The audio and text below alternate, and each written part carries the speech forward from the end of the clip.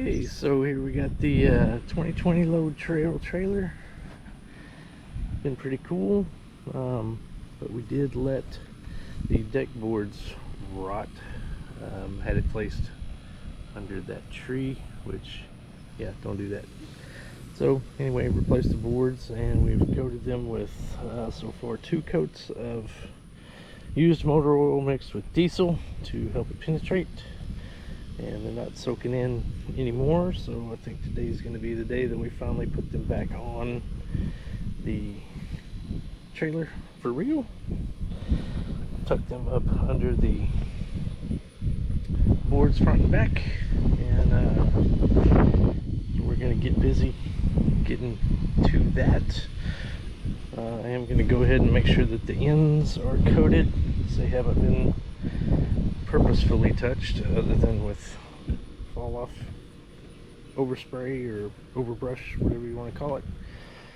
And so we're gonna finish coating boards and see if we can figure out how to get these things put in. Watched several YouTube videos on this, and seen people doing a whole lot of things that look like a whole lot of work.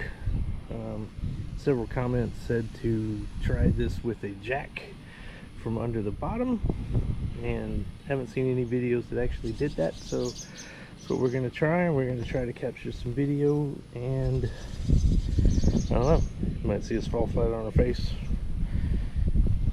have the jack snap, board hit us in the eye, trip to the emergency room, no telling what. So we'll see how it goes. It'll be fun no matter what.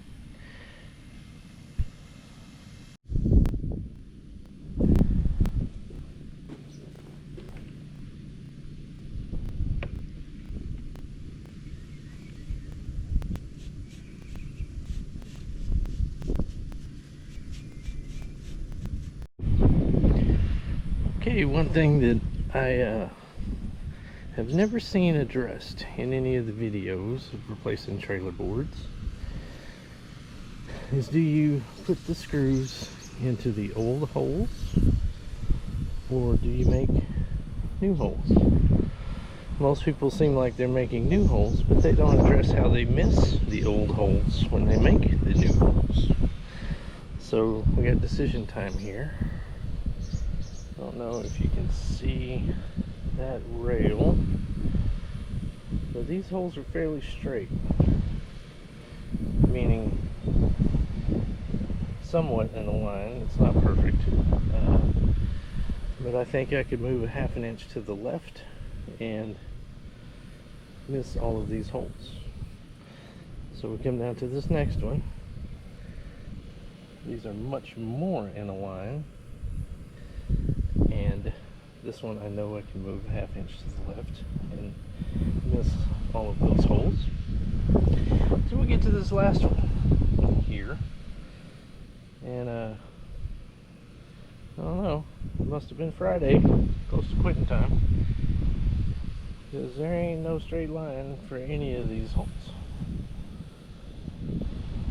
and we are getting dangerously close to the edge of the L beam angle. Yeah, angle, there you go. Anyway, dangerously close to the edge of the angle. I think on this one we're gonna have to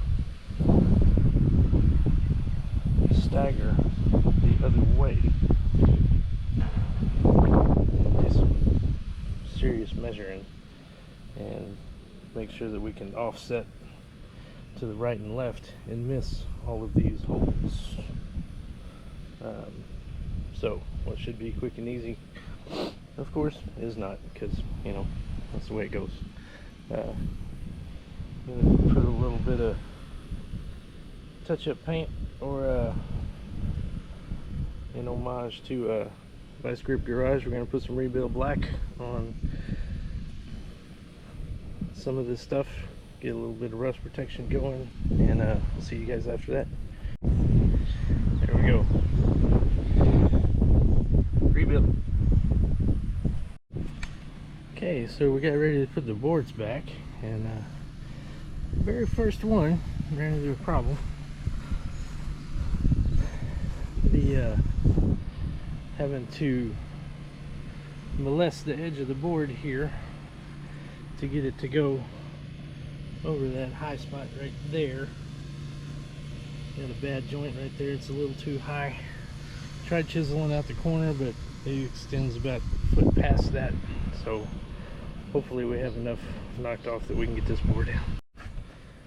Okay, so operation put back.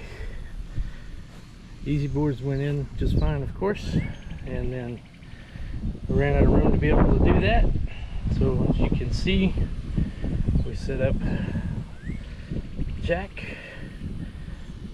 good old Harbor Freight Daytona, get it on sale, don't pay full price. Got some boards on the ground so the jack doesn't sink into the grass, kickboard, and almost ran out of hydraulic lift with the jack, but we were able to get the board lifted and in the channel. So now we're going to let it down, kick that board out of the way, and do the next one. Go ahead and let it down. There you go. So it does work. Much better than a lot of the Rube Goldberg contraptions that I've seen and people swinging sledgehammers, and yeah. So here we go.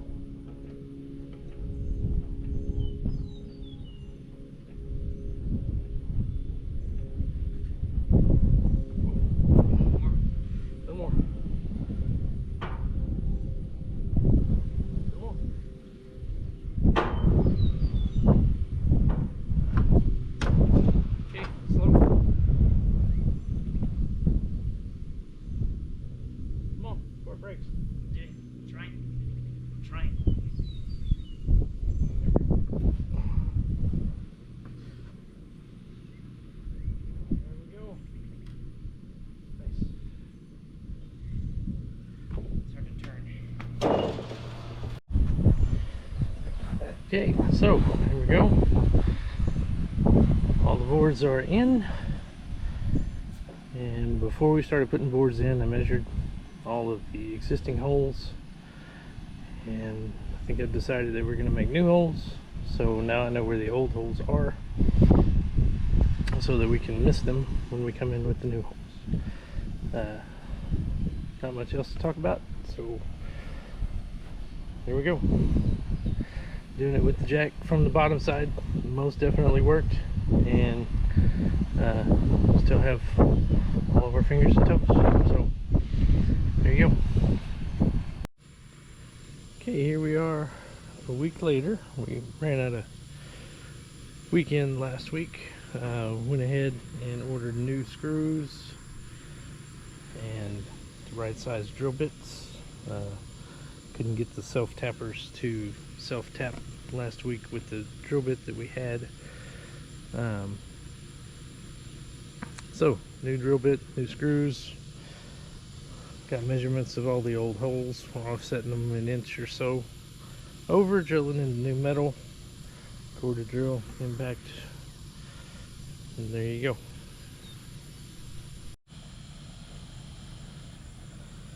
Yeah, one of the most important tools I got, this big foam knee pad. I use it almost every time I do something. And here we are with the trailer finished, back in its usual resting spot.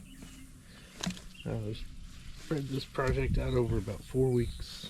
The boards, when I bought them, were soaking wet, so I gave them a week to dry out, flipped them over every day or so, then cut them to length and spent another week coating them. I wanted to get 2 or 3 coats of the oil mix on both sides. And then, you know, we got them put back in, and then I had to wait on the fasteners to come in and got it all finished up. And pretty happy with how it turned out. We'll find out how long it lasts, but you know, water beads up really good, and I think it'll last a whole lot longer than the original boards, that's for sure. Got some open knots because lumber quality sucks now, but I'll probably fill those with something, help those last even longer. And that's it. So that's how I did my trailer.